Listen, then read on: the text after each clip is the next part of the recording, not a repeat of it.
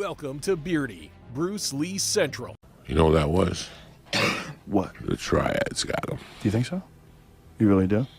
You know those people? They're Sicilian, dog. Listen, you know what? I'm gonna kill you and your son.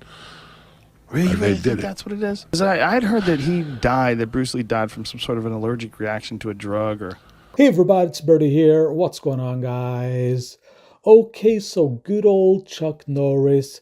We all know him, we all love him. But I have a feeling you're not going to agree with him on this one, okay? So good old Chuck has a bizarre theory concerning Bruce Lee's death. So let's take a listen to what Chuck Norris has to say about Bruce Lee and Bruce Lee's death. I look down and I see Bruce Lee sitting down. I said, oh wow, you know, and because I'd never met him. I'd seen him, you know, doing his stuff. And anyway, we kind of nodded at each other, and then I fought and won the championship. And Bruce Lee goes like this here. So I go down there and get off, you know, and we start talking. And he says, don't you live in LA? I says, yes. He says, I do too. So why don't we start training together? I said, okay. So Bruce and I worked out for 2 years together. He taught me a lot of his Chinese techniques, and I showed him a lot of our techniques of kicks and all the stuff here. He believed in only kicking below the waist.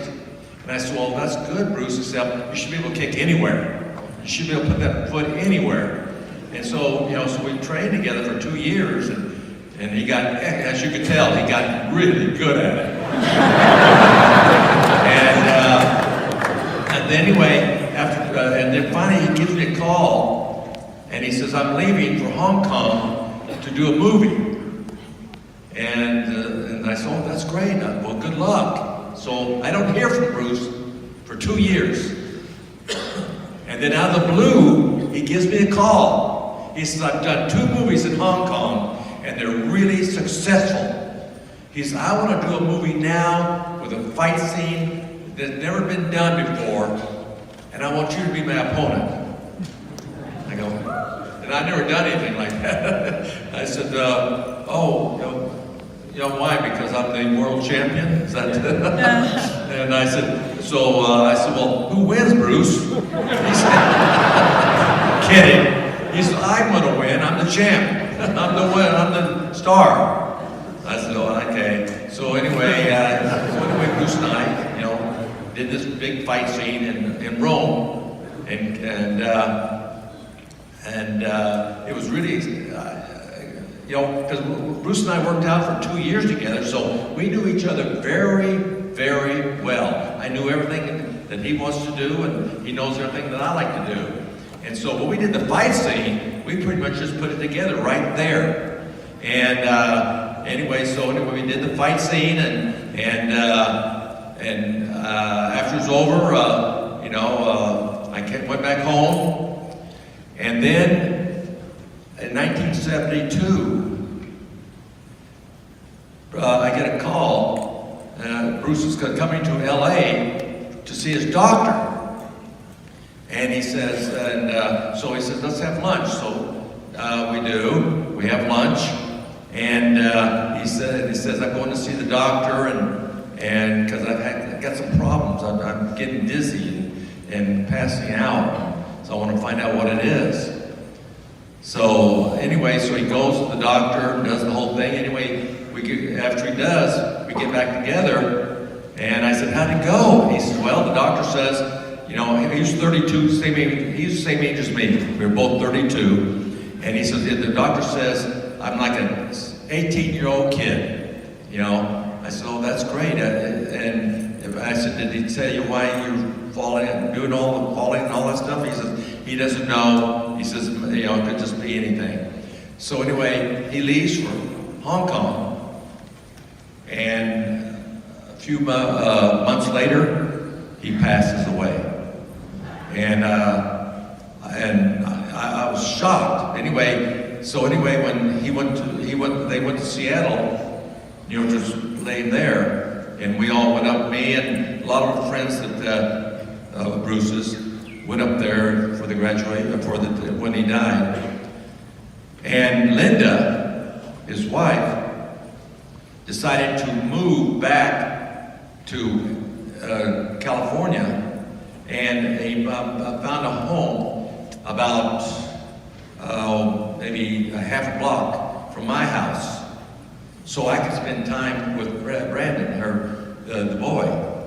And I did. I spent a lot of time with him, you know, telling him about his dad and all this stuff here. And then, of course, he became a champion, star himself. And then, unfortunately, he wound up passing away. But the thing is that Bruce was an incredible guy, and this is, and this time I spent with him, going through this whole thing here, was something that I will never forget about. And so this is about Bruce Lee. When I was having dinner with Chuck, I did ask him, I said, if you and Bruce were in a real fight to the death, who would win? And he, without thinking, he said, Bruce, of course. Right. Because nobody could beat him. Okay, so the voice you just heard was the voice of John Ben, the boss from Way of the Dragon. Now, this was a secret recording. He wasn't aware that he was being recorded. So he sat down with Chuck Norris and he asked Chuck Norris, who would win in a real fight between you and Bruce Lee? And Chuck said that Bruce Lee would win that fight. Now, if you ask Chuck Norris today, he would never, ever admit that Bruce Lee would beat him in a fight. Chuck has done hundreds of interviews and he never, ever, ever admits that Bruce Lee would beat him in a real fight. Why? Well, I just don't know. I just don't know. So John Ben and I talked together actually years ago. We had a phone call and I just wanted to get his impressions of Bruce Lee. And he told me that he used to vacation with Bruce Lee. And all of the time that they would hang out together, Bruce Lee would talk about martial arts, and it was only martial arts. He was only thinking about training, exercise, and martial arts. And he also said that Bruce Lee was the fastest and strongest guy he had ever seen. Now, John Ben is 6'4". He's a huge guy, a big guy, and Bruce Lee would push him around like he was nothing. And you even saw that in the movie Way of the Dragon. I met Bruce Lee in 1968 when I won the World Championship in New York City at Madison Square Garden. And we were walking together to the hotel and talking about our philosophies and everything. And as we're going up the elevator, it goes to my floor. I get out, well, Bruce steps out with me. And the next thing you know, we're in the hallway working out. Now this is at midnight, and we worked out till 4 o'clock that morning. And Bruce had a 7 o'clock flight to Los Angeles, so he said, I gotta go get ready and leave. And so anyway, he said, let's work out together when we both get back to Los Angeles, which we did. So he lived in Culver City, and he had a big workout area in his backyard. And so we started training in his backyard for like 2 years. And Bruce had different philosophies at that time than I did. And he said, I believe in only kicking below the waist. I believe you shouldn't go any higher than the waist.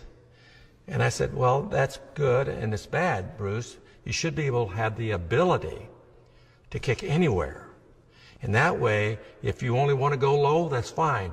But if there's an opening high, then you should be able to take advantage of it. And that's what we did. I started showing Bruce different high kicks, spinning heel kicks, and jumping, spinning round kicks and stuff like this here. And I said, look, Bruce, that's great. Kick somebody in the groin. But why not kick him up in the face too? Why not? Why not do the same thing? And so anyway, he started showing me the sticky hands, which are close-in type fighting, which was really great to learn. And then I started showing him all the various high kicks, and he really fell in love with them. And he became so good after about 6 months, he could do them just about as well as I could. And then, like I say, Bruce left for Hong Kong soon after to pursue his movie career. And I didn't hear from him for like 2 years. Then out of the blue, he calls me. He says, Chuck, I've done 2 movies, and they're really successful in Hong Kong. He said, I want to do a movie now with a fight scene that everyone will remember. and I want to do the fight scene in the Colosseum in Rome, and I want you to be my opponent. And kiddingly, I say, well, Bruce, who wins this fight? And he says, I win. I'm the star of this movie. And at that time, I held the world title. And I said, oh, I see. You want to beat the world champion, huh? He says, no. He said, I want to kill the world champion. So anyway, I thought, well, it'd break up the monotony from teaching all the time. So I went to Rome and did the movie with him. And he said, look, I'm not going to make you out to be a bad guy. He said, I will kill you, but when I lay you down, I'm going to put your uniform, karate uniform on you, and put your belt across. So that way it looks like two gladiators combating each other. Bruce came to New York when I fought for the world title at Madison Square Garden in 1968. And we decided to start working out together in Los Angeles, which we did for over 2 years. And then he left for Hong Kong to pursue his movie career.